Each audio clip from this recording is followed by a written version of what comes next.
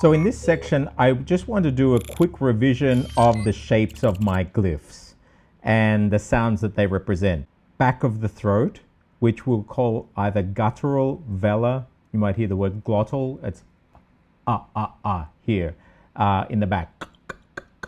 Okay, you can see in the image there, the tongue is raised up. So notice I'm clicking it and I'm not g. It's not a G and it's not k.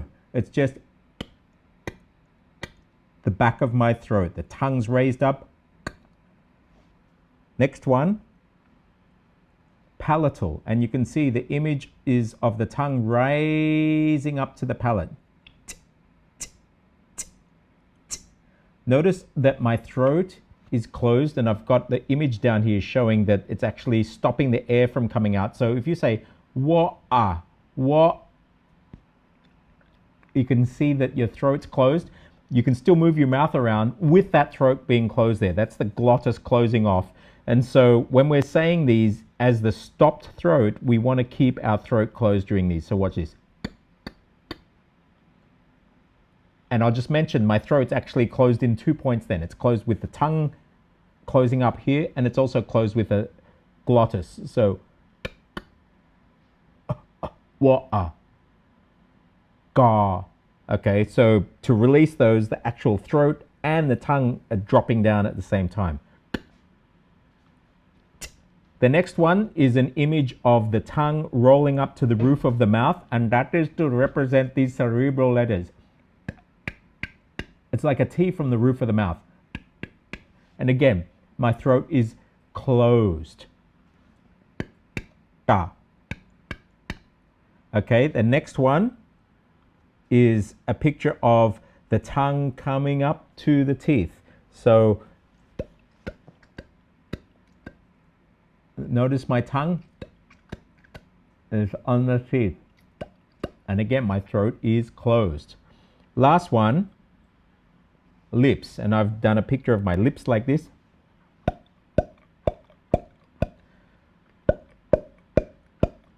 And again, my throat is closed. So let's just go through these. Ga, jaw, da, da, ba. Okay, so these are all the stopped versions. So if I wrote them in full glyphs with that stopped throat circle on top, this is what it would look like. Okay, ga, jaw, da, da, ba. This is aspiration. So I've done my little sticks coming out like puffs of air. So as opposed to ga, ka, da, cha, da, ta, da, ta, ba, pa.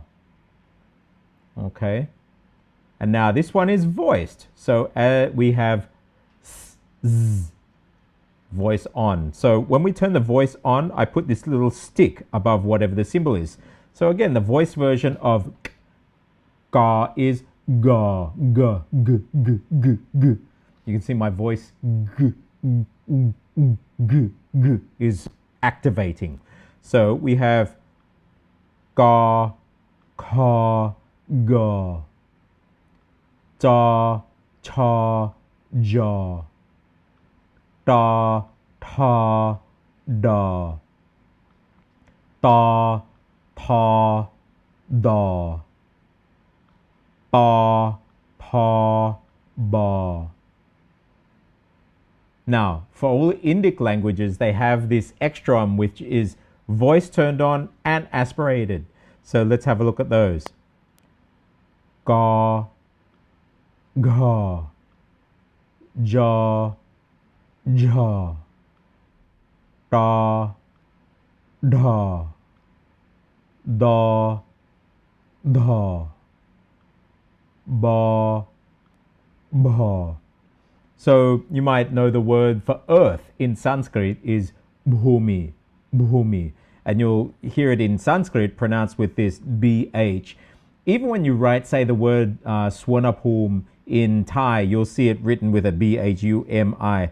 But in Thai, this voicing is lost. So I can actually show you here if I click over to Thai. See, the voicing is lost and it just turns into a P. So Suvarna Bhumi turns into Swanapum, Pa, as opposed to Bha. Okay? But that's just getting to know these glyphs. And the last one is nasal. And so the nasal version of these, so Ka, Ka, Ga, Ga, Nga. For foreigners, this is, when I say foreigners, for native English speakers and other Indo-European languages, Romance languages, Germanic languages, this initial NG may seem a little foreign. We can say the word sing, but for many people to say ngi, nga, ngu might be a little different. But this is in a lot of languages. Just don't raise the front of your tongue up, just the back and drop it down. Nga. So, ga, nga, ga, nga, ja, nya, nya. You can see this is the nasal version. You'll know it's nasal because if you hold your nose, you won't be able to say the sound. Ga, nga, gets caught in my nose if I hold it. So, ga, nga, ja, nya, da, na, da, na, ba, ma, ma. And that's the lip version through the nose. So I'll just go through the nasals one last time. Nga, nya, na, na, ma. Semivowels. So again, they follow these same positions. This is the palate. Notice there's no semivowel here at the top for the back of the throat. So they normally come from these other parts of the mouth. So tongue on the palate.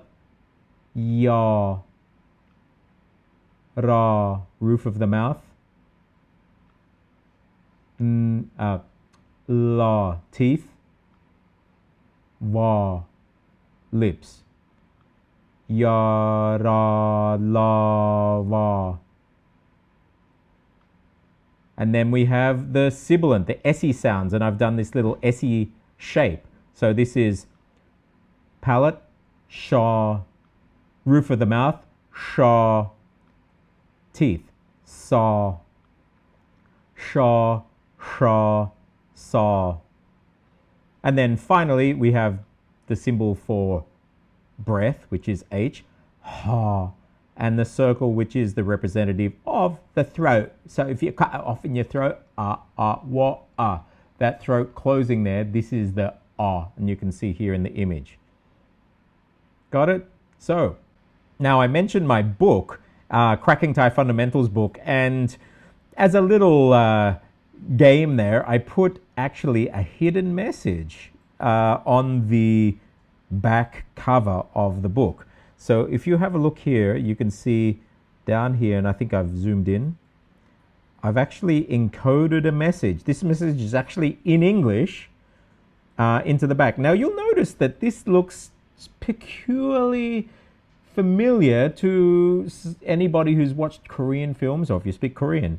And that's because there is actually a movie out about this called The King's Letters, but the Korean script was based on this map of the human mouth, which goes back to links to Sanskrit via Pakspat. Watch the movie The King's Letters and you'll get the whole history of that, how King Sejong got his linguists to do it. But if you look at the back of my book, you'll see this. And so if you want to decipher that as a little game to learn language, believe it or not, through you learning my glyphs, you've probably learned about 85% of the Korean Hangul script, and you can just learn the vowels and you might be able to decipher what that message says on the back. See if you can decipher it and let me know.